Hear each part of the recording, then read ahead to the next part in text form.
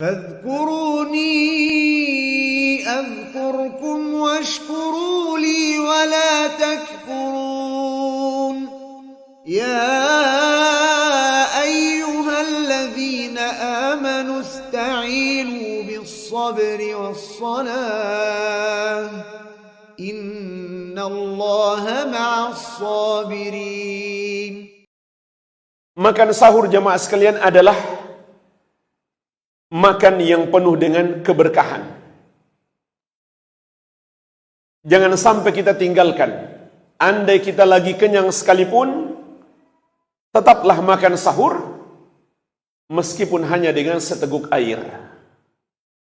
Rasulullah SAW bersabda, "Tasahharu walau bijur'atin min ma'in." Makan sahurlah kalian meski hanya dengan seteguk air.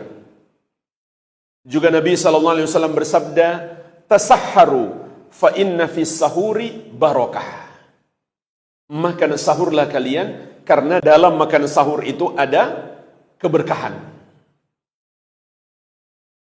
Banyak sekali keberkahan dalam makan sahur.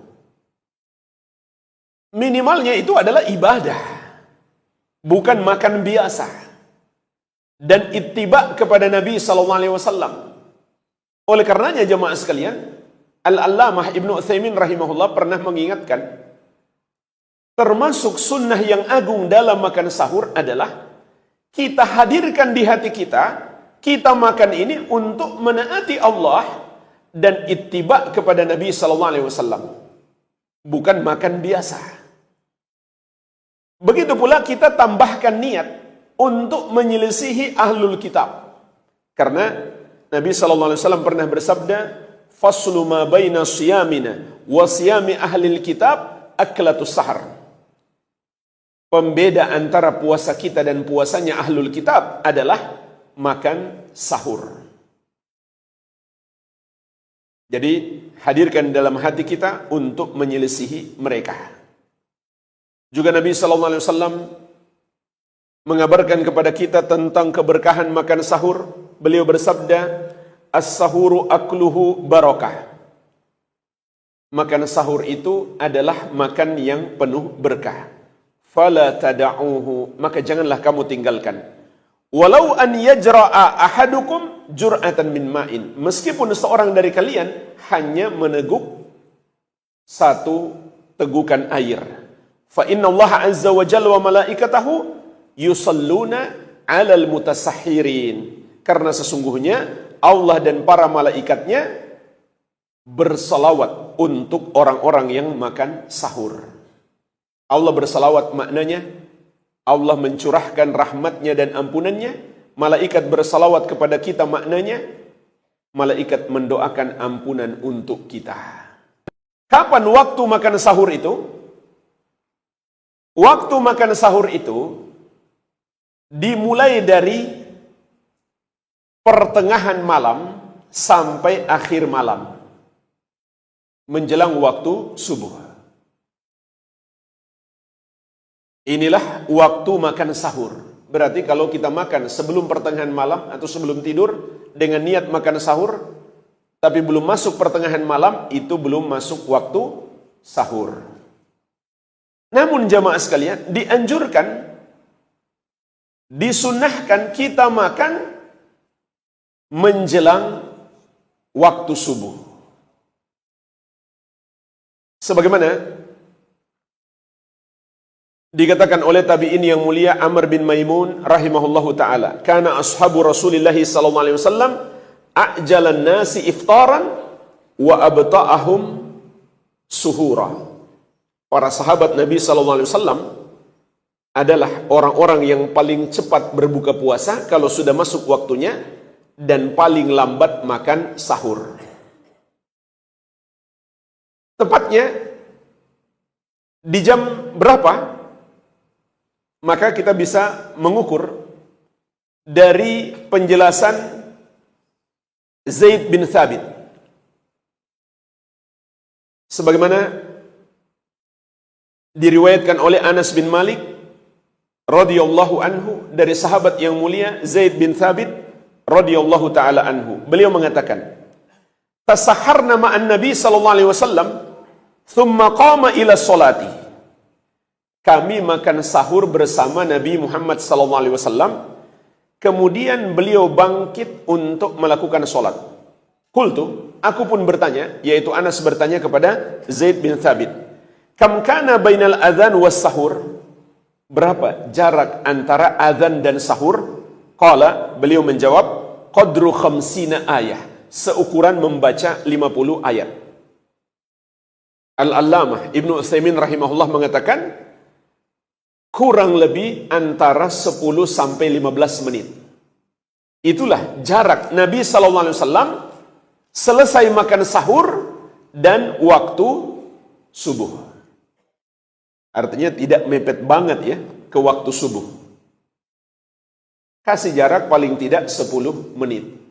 Belum lagi kita persiapan-persiapan untuk sholat subuh, agar kita tidak terlambat sholat berjamaah. Begitu pula melakukan sholat sunnah qobliyah subuh.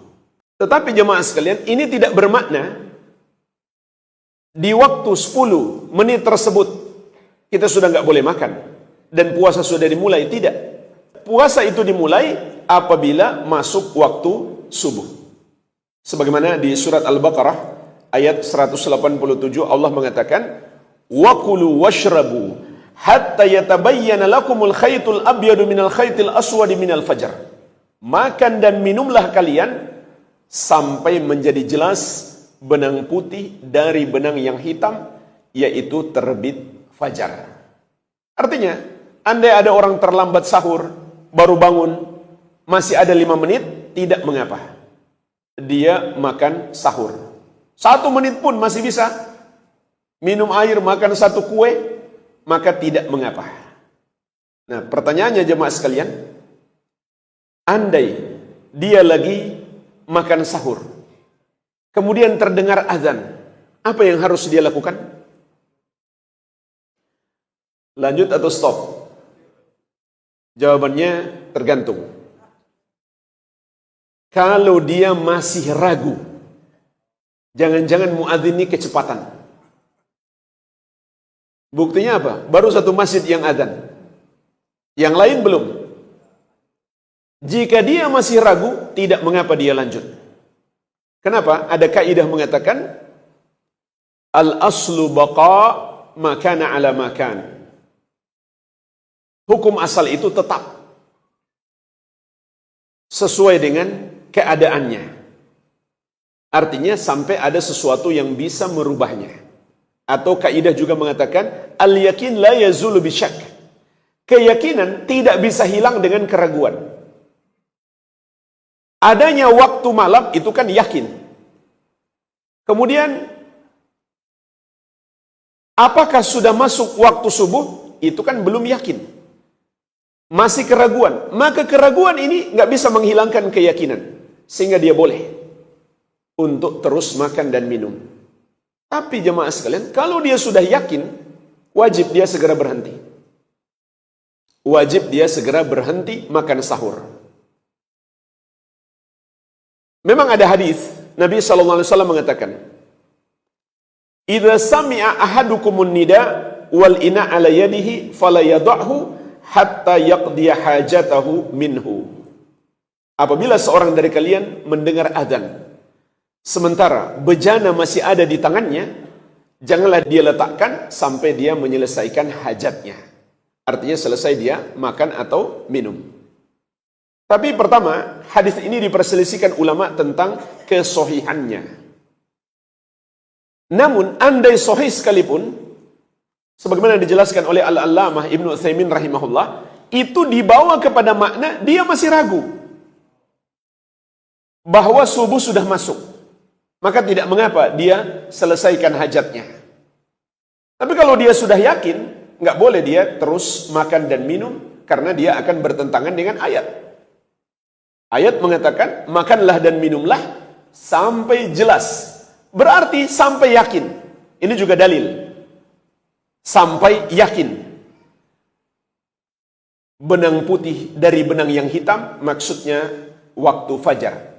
Maka kalau belum jelas atau belum yakin, tidak mengapa dia terus makan dan minum. Dan ini kebalikannya ya. Jika belum jelas masuknya waktu berbuka, nggak boleh dia berbuka. Harus yakin dulu sudah masuk waktu berbuka. Karena apa tadi kaidahnya? Keyakinan nggak boleh dihilangkan dengan keraguan. Masuknya maghrib masih ragu kan? Sementara asalnya adalah kita pada posisi di siang hari, itu yang kita yakini. Tapi masuknya maghrib masih diragukan, maka keraguan itu nggak boleh menghilangkan keyakinan. Kemudian jemaah sekalian, dari hadis Anas dari Zaid bin Thabit tadi, di situ juga kita bisa memetik pelajaran. Sebagaimana kata Ibnu Hajar rahimahullahu taala, wa fihil ijtima' ala sahur. Dalam hadis tersebut ada anjuran makan sahur bersama. Karena kata Zaid bin Thabit radhiyallahu anhu, tasaharna ma'an nabiyyi sallallahu alaihi wasallam. Kami makan sahur bersama Nabi Muhammad sallallahu alaihi wasallam. Berarti dianjurkan makan sahur bersama. Ini termasuk sunnah. Adakah menu makan sahur yang disunahkan? Dalam hadis Abu Daud dari Abu Hurairah radhiyallahu anhu, Rasulullah sallallahu alaihi wasallam bersabda, "Ni'ma sahurul mu'min at-tamar." Sebaik-baik makanan sahur seorang mukmin adalah kurma. Maksudnya kurma matang.